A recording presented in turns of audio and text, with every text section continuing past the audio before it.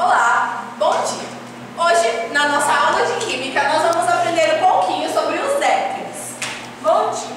Éteres são compostos orgânicos caracterizados pela presença de um átomo de oxigênio, que é representado pela letra O, ligado a dois radicais monovalentes alquila, ou seja, hidrocarbonetos.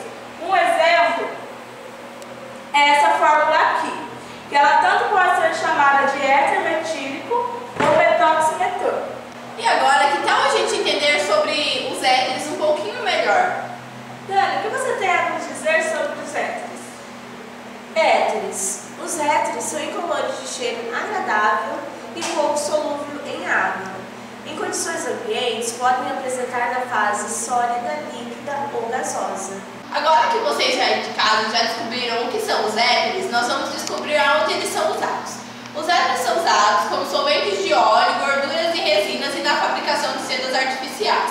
Dentre as várias aplicações dos éteres, ele se destaca na preparação de medicamentos. Uma curiosidade sobre os éteres é que ele foi muito usado no passado como anestésico em cirurgias e também em remoções de dentes. Só que ele foi abolido do mercado por causar danos à saúde. Bom, essa foi a nossa aula de Química de hoje. Espero que vocês aí em casa tenham aprendido um pouco sobre os éteres. Até a nossa próxima aula.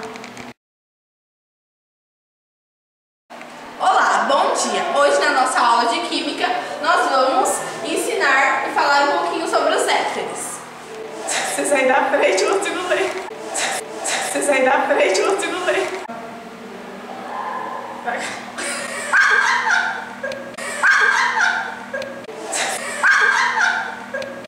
Vocês aí da frente, eu consigo ler.